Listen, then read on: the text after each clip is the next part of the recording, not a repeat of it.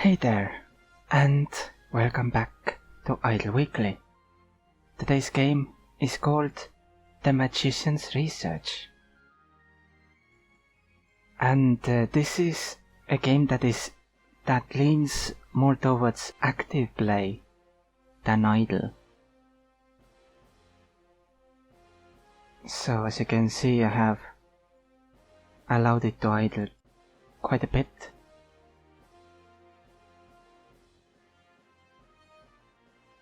I'll just level these up.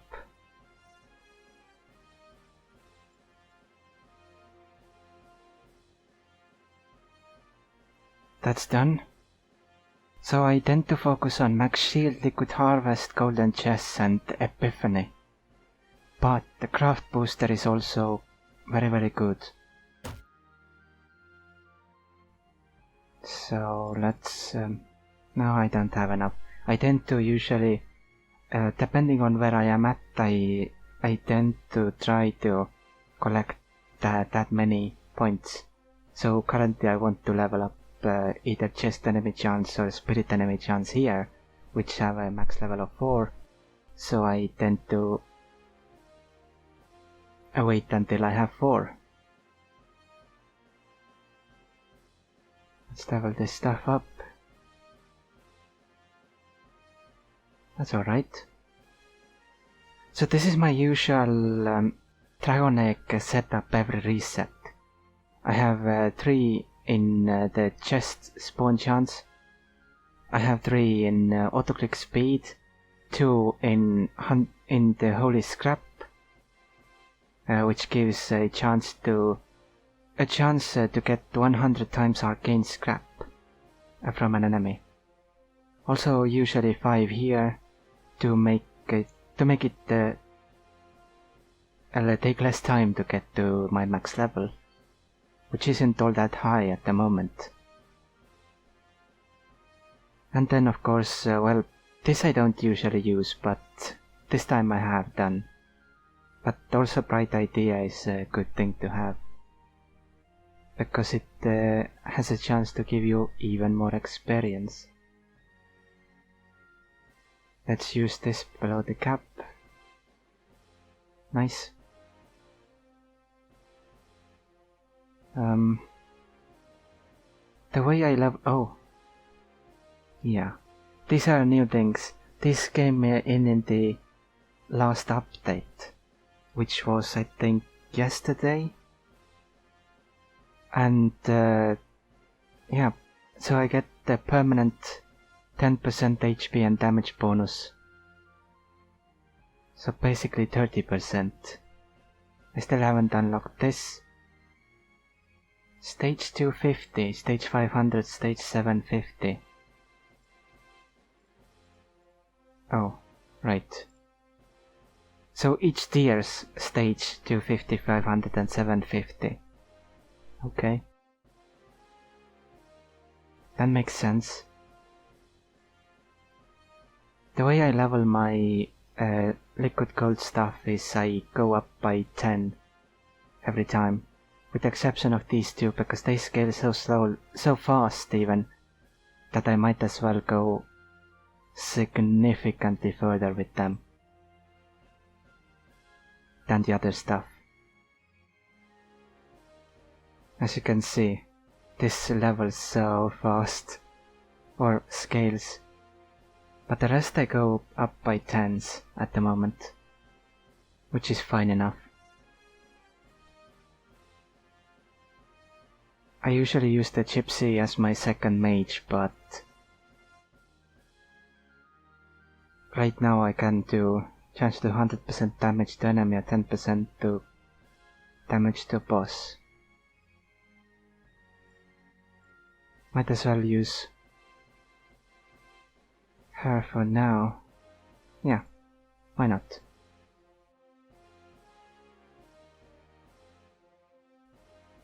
I do like the ranking up and it gets stronger every time, but do note that they do reset.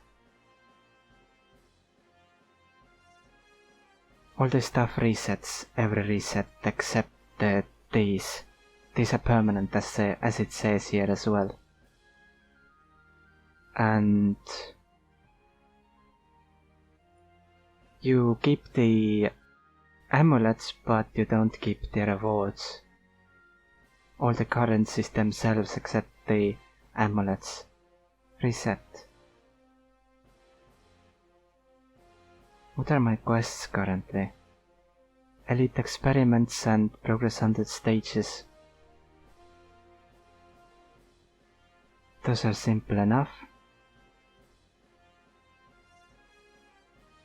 Just take some time if you decide not to reset, that is. I might reset here just to showcase you how the resetting works. Let's reset and start over again, and this is how you go. The stronger you get, the longer you are able to go without interacting with the game. But once you do slow down, the game is built in such a way that you really should play more actively. It can progress really well idly. For example, someone had a test going on. Since the game released, they had a save that was playing on its own. They didn't level anything on that save. It was progressing on its own, doing its own thing, without any upgrades at all, and then no resets either. And it has gotten to like stage 600 or something like that. So while it takes time, the game does progress idly forever. Probably because of the auto move system, but yeah. And because you do level up, when you do level up, you gain more DPS, more damage, and more health. So that's a factor as well. Let's see. More damage, more health regen. Oh, I could have spent the last two from the previous reset as well. Oh well.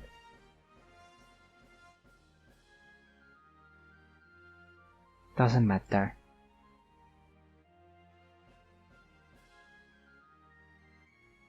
I will go to 1A or 1000 with these two.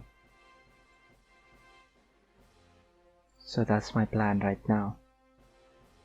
I can idle to up to stage 600 usually. Without issues. Well, I do level this stuff, so it isn't completely idle. I don't know how far I can get pure idle. I think around 500. I have tried it once. But that was when I had less. When I had both of these less. I had like 600% knowledge point bonus. And I don't know how much I had in the monster population bonus. The biggest feature I'm looking forward to actually is the bestiary. Because that supposedly gives us bonuses to each individual experiment that we fight against.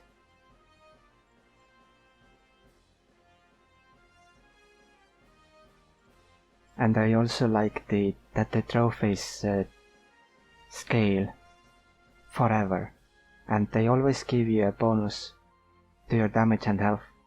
And that 1% bonus might not seem like much, but it's a 1% extra on top of everything you already have. So the 1% is actually larger than it seems.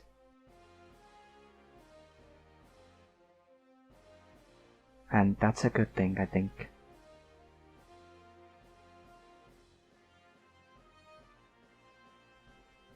The game has these different mages who all do something small, but there's something different each of them.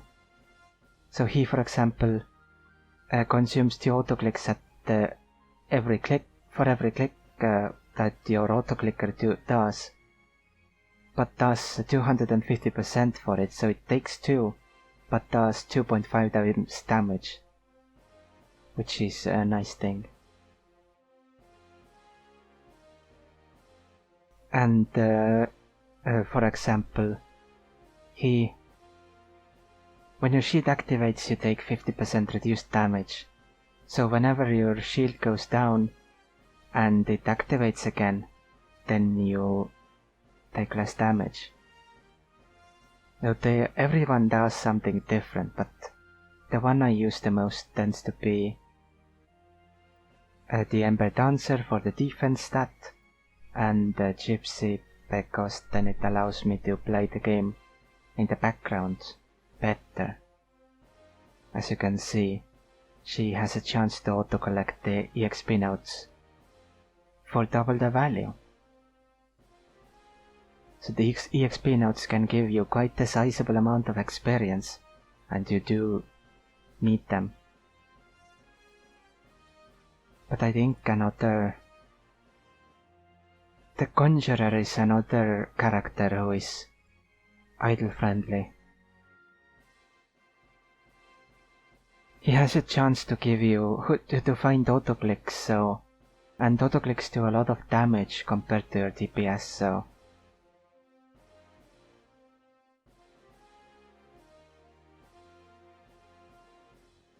so yeah, if you have a problem with them running out all the time, then that's what you should use. Alright, I forgot about...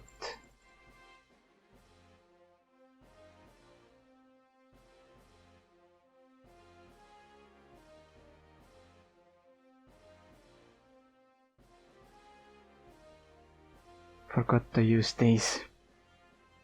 Oh well. That's fine. This is the usual setup I go for. 3 in click speed, 3 in chests in the wild, 5 in holy scrap, 5 in bright idea, and 5 in extra research.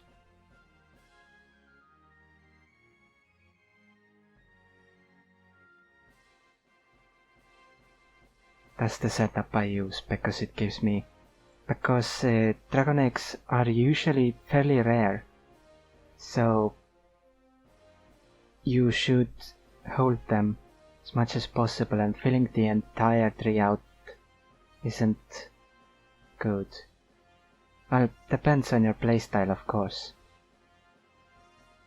This is also pretty good. It increases the amount of EXP your nodes give, and when you have Gypsy, then Gypsy doubles that amount, which can lead to pretty powerful extras.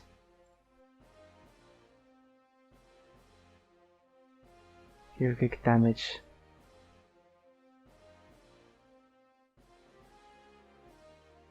But I don't really know what else to showcase about this game, really. That's the gameplay loop. And you keep doing this. And it is an active game in that sense that you have to play it actively, you have to level each of these systems every reset. But I think that is a better system than everything being permanent, because it makes for a more interesting climb back to your max level. Because in most of these simple games where you just climb by attacking 10 monsters each level, in each level, the usual thing is that you reset and then you just leave it running in the background, one-shotting things until it reaches the cap again, slows down, and then you reset again and one-shot over again.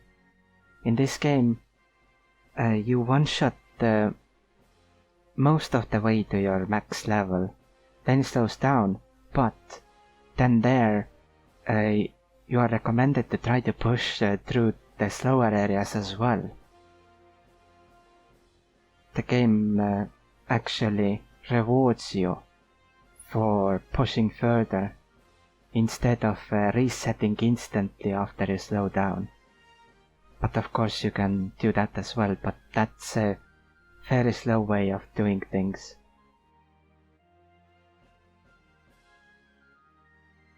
At least I think it is quite slow.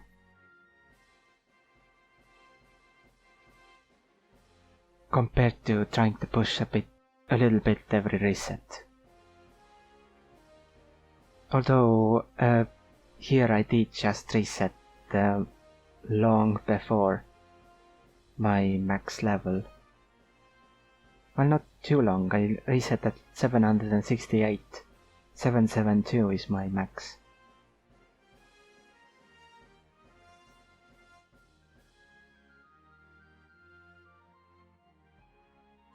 I wonder if these are also 10% or maybe stronger. Could be nice if they went up by 10% each tier.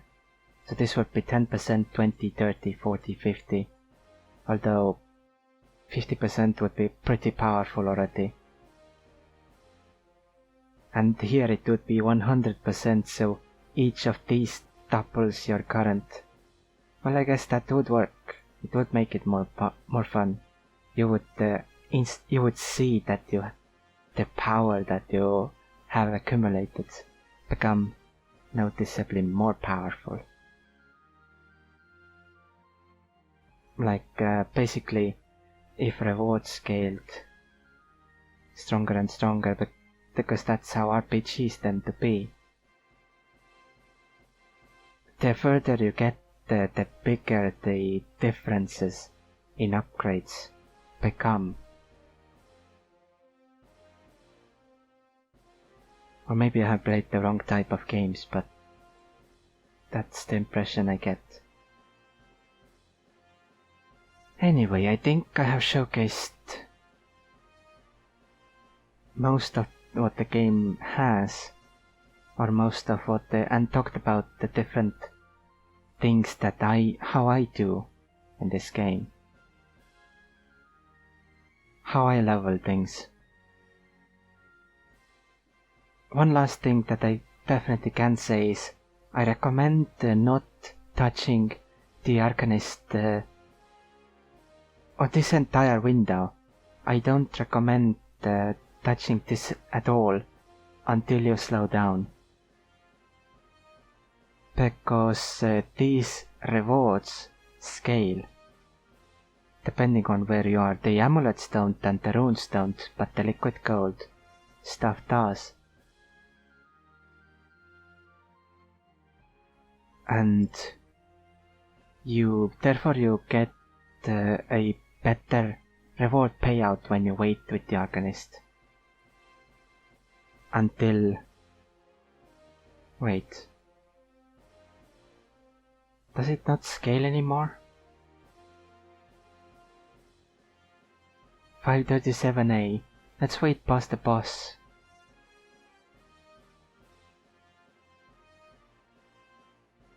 $607A, yeah. It does scale. Just like it should do. I do read the patch notes, and I definitely didn't see them changing that, so it was interesting. Attack speed, autoclick find. Alchemy system is also interesting. It doesn't matter what you use. You still... oh no, that's a 10. Let's use it up. I got roll the bones. Extra 25% reward for roll the bones. Nice. The only difference is that based on the rarity you use, you get extra time to the buff. So I used only white ones, and therefore I only got 90 minutes. Because you use 4 and I got 15 minutes per. Plus it's at level 3, so I get the 30-minute bonus. And that's why it's at 1.5 hours or 90 minutes. Legendaries are pretty powerful, 180 minutes per. That will be nice. yeah, thank you very much for watching. This episode seems to have been all over the place. The commentary is all over the place lately for some reason. But hopefully I was able to introduce the game well enough for you to want to decide whether you want to try it out or not. So I'll see you next time. Bye.